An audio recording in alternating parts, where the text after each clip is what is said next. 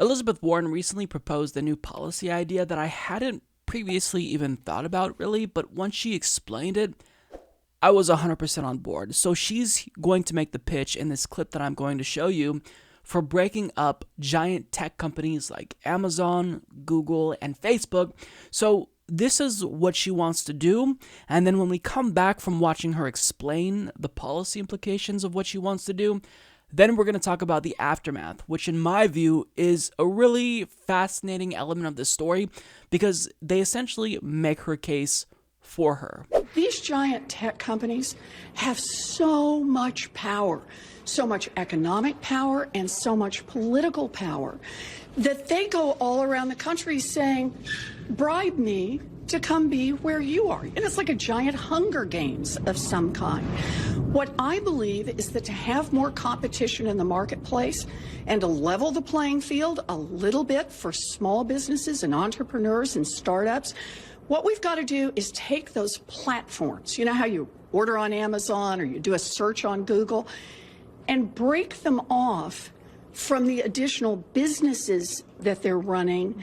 And those additional businesses are where they're getting a comparative advantage on their information because of the information they get from their platforms. The way to think about this right now is Amazon is like the umpire in the baseball game. It runs the marketplace. And it also has a lot of teams on the field because it's actually competing with the other businesses on that platform and giving special advantage, putting them on page 1 and somebody they don't like back on page 6. So my notion is you can be an umpire or you can own a team, but you can't do both at the same time. And that's how we should break up Amazon. It's how we should break up Google. So I think this is absolutely a phenomenal idea, but I do want to be clear. I don't think she's talking about just taking Facebook itself and dividing it into different companies. I think what she's saying is she wants to break them up in the sense that they're no longer going to be allowed to acquire and own competitors. So for example, Facebook would no longer be allowed to own Instagram. That would have to be a different owner. So that's essentially what she's talking about, and I like it. One thing that I will add is that I would also hope that whatever proposal this turns out to be, it also includes regulating them and characterizing these types of tech companies as public utilities, and you can regulate them under Title II of the Communications Act of 1934. This is how we regulate the internet as a whole, and it's how we got to net neutrality before Ajit Pai repealed it in 2017. But it's a good way to acknowledge the reality of the fact that these are no longer just social media websites. It's no longer just about us sharing pictures of our food and our cats and talking to our aunts and uncles. This is now something that facilitates democracy. It's an important part of democracy in the sense that it helps us acquire new information.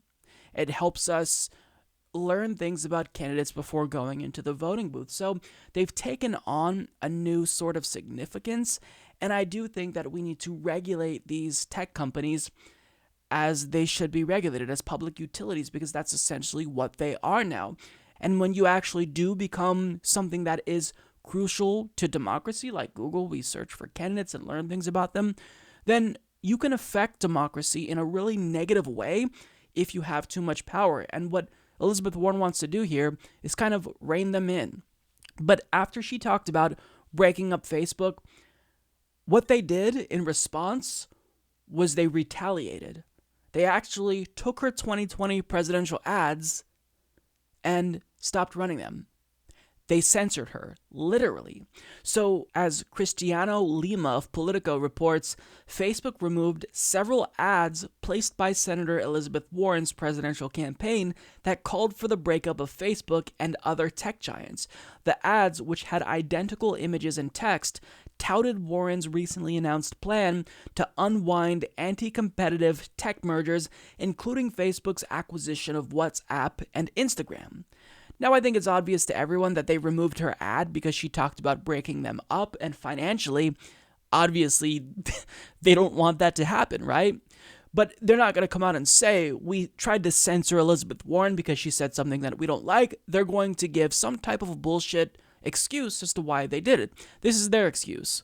Quote, "We removed the ads because they violated our policies against use of our corporate logo," the spokesperson said. Yeah, I'm not buying it. It's evident that they removed her ad because they didn't like what she was saying.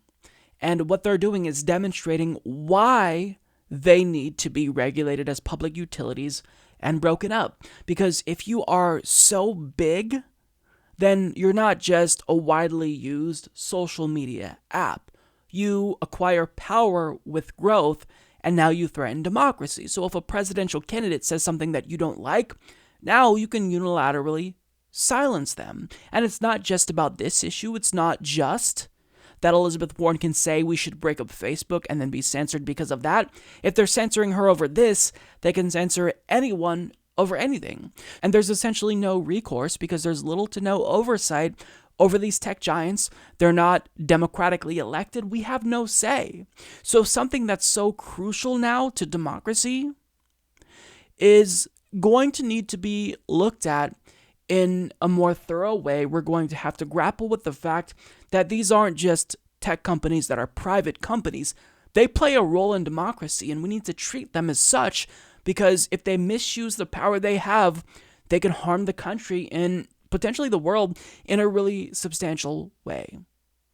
So after they received backlash for censoring Elizabeth Warren effectively, they started to walk back those claims and said, look, we're going to restore the ads. Now that you noticed, they didn't say that, but that's what they're doing. They're restoring the ads because we all noticed, and they said that they're restoring the ads in the interest of, quote, robust debate. In other words, you got caught censoring someone who said something you didn't like, and now you're doing a 180. And you're also proving her right in the process. I don't know if they realize that, but that's exactly what they're doing. But Elizabeth Warren realizes this, and she went on Twitter and did a victory lap saying, curious why I think Facebook has too much power. Let's start with their ability to shut down a debate over whether Facebook has too much power.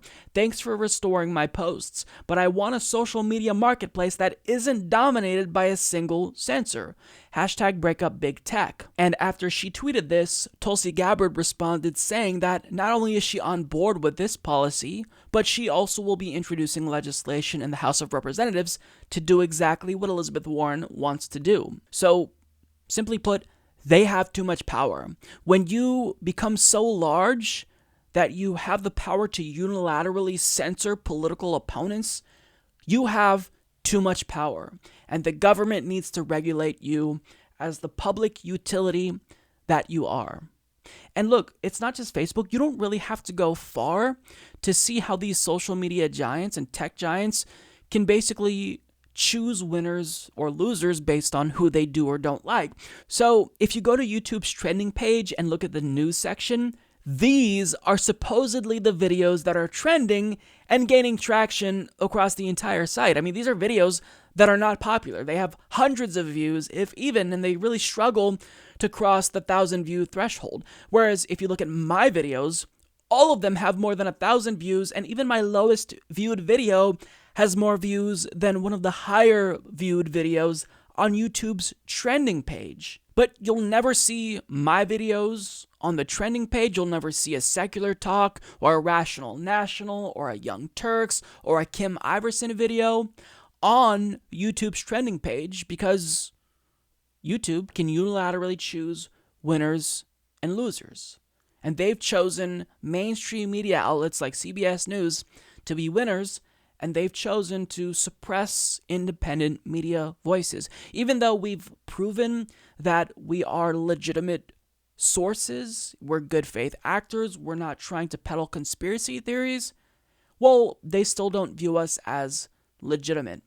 So they're choosing to pretend as if these videos with 30 views from the Sacramento Bee are trending across a website that has millions upon millions of views, possibly billions every single day, but our videos aren't good enough. So that's what they're doing. They're choosing winners and losers, and they're not providing you with all access to information. They are trying to curate information that they think you need to see. So this is why these tech giants have got to be regulated as public utilities. Now, after Elizabeth Warren talked about this and Politico published a pretty good report on this, they then turned around and published a Hatchet Job claiming that she's hypocritical because she supposedly talked about breaking up these big tech companies, but then took money from the likes of Amazon, Google, and Facebook employees.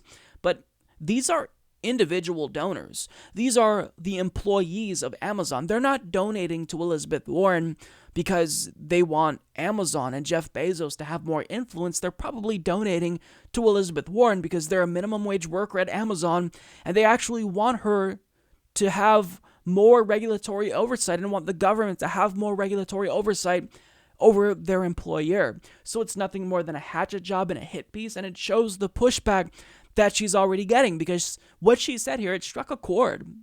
It struck a chord. She essentially poked a bee's nest, and now we're seeing the ramifications of it. And in doing so, and seeing this pushback and this reaction, it's proving exactly why she's right and why these big tech companies do need to be broken up. So that article by Politico isn't a gotcha. It says more about Politico and how bad journalism is in the United States, and how they're going to do everything, including smear, arbitrarily so in a really disingenuous way, to protect the status quo. That may be the political status quo or the tech status quo, but they're going to protect the status quo no matter what. And it's all the more reason to push even harder now. So kudos to Elizabeth Warren. She's been disappointing me a lot lately, but here, I'm with her 100%. I think she's doing something that is great and talking about something that we all need to be grappling with currently. You could support the Humanist Report at patreon.com/Humanist Report. But trust me, I'd have way more supporters on Patreon if that was my podcast. Sad.